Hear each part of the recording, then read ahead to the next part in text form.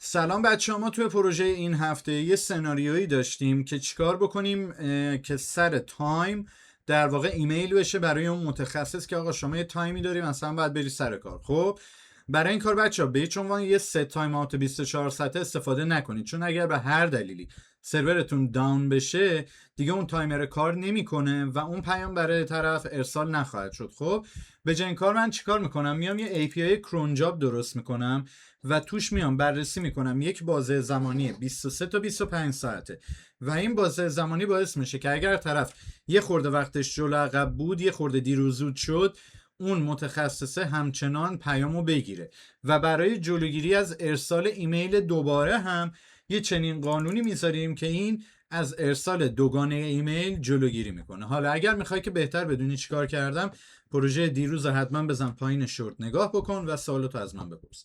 تا هفته بعد، فعلا.